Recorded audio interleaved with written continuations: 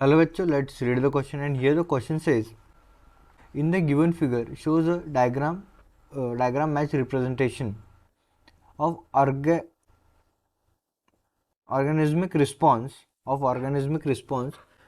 Which option gives the correct identification of three type of organisms marked as A, B, C in response to abiotic factor? Okay, so इस graph में जो है हमें दो प्रकार के जो है तीन प्रकार के ऑर्गेनिजम्स दिए हैं और उनका रिस्पांस जो है वो रिकॉर्ड किया है, उसका रिस्पांस जो है वो रिप्रेजेंट किया है with respect to abiotic factor. Means उसका उन ऑर्गेनिज्म तीन प्रकार का ऑर्गेनिज्म का जो रिस्पांस है अबायोटिक फैक्टर से वो कैसा होगा, ये उन्होंने रिकॉर्ड किया है।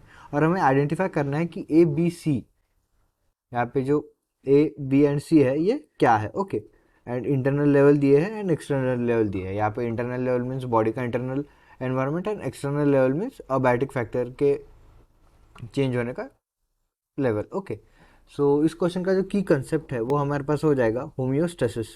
The key concept of this question would be homeostasis. Homeostasis, अभी क्या होता है होम्योस्टेसिस?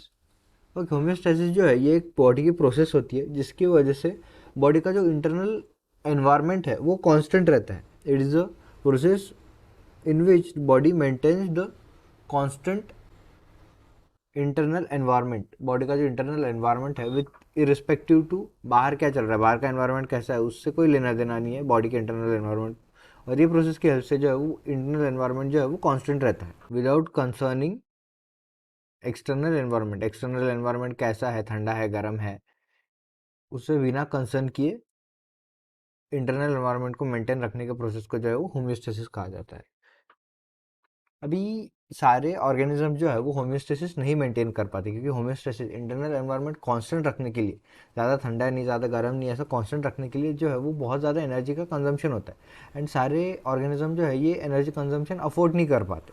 सो वो जो है वो एक्सटर्नल एनवायरनमेंट के अकॉर्डिंग जो है अपना बॉडी टेम्परेचर भी जो है वो चेंज करते हैं। सो अगर हम देखें तो on the basis of homeostasis organism जो है वो मेनली तीन टाइप से जो है वो डिवाइड किए जाते हैं। Division of organism on the basis of homeostasis. Homeostasis, so सबसे पहला हमारे पास है रेगुलेटर। सबसे पहला हमारे पास है रेगुलेटर। अभी रेगुलेटर जो है ये एक ऐसा ऑर्गेनिज्म होता है, ऐसे ऑर्गेनिजम्स होते हैं जो कि अपना इंटरनल एनवायरनमेंट जो है होम्योस्टेसिस जो है वो मेंटेन कर पाते कांस्टेंट। कितना भी एडवर्स एक्सटर्नल एनवायरनमेंट हो, इंटरनल एनवायरनमेंट बॉडी का टेम्परेचर जो है, बॉडी का जो स्थिति है उनकी वो सेम रहती है, वो कांस्टेंट रहती है। फिर उसके बाद आते हैं partial regulator.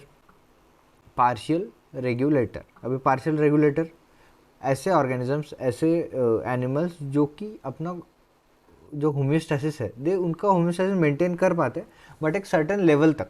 They can maintain the homeostasis but till certain level, till certain limit. फिर उस लिमिट के बाद, उस लेवल के बाद जो है वो एक्सटर्नल एनवायरनमेंट के अकॉर्डिंग जो है वो बॉडी टेम्परेचर, बॉडी एनवायरनमेंट जो है वो चेंज करते हैं। ये हो गए पार्शियल रेगुलेटर। फिर आता है हमारे पास सी, कन्फॉर्मर्स। कन्फॉर्मर्स, अभी कन्फॉर्मर जो है ये इसमें मेजोरिटी ऑफ ऑर्गेनिजम्स आते हैं जो कि अपना बॉडी टेम्परेचर जो है वो मेंटेन नहीं कर पाते, बॉडी एनवायरनमेंट जो है वो मेंटेन नहीं कर पाते, cannot maintain constant internal environment, cannot maintain constant internal temperature and change according to the change their body temperature, change their internal environment with respect to external environment, external.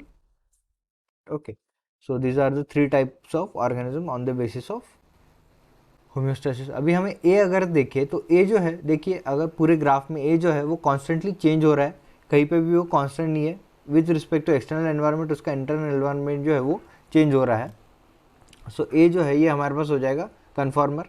अगर हम B देखें तो B जो है वो constant है, कहीं पे भी चेंज नहीं हो रहा है। सो बी जो है हमारे पास हो जाएगा रेगुलेटर। एंड सी जो है ये हमारे पास हो जाएगा पार्शियल रेगुलेटर।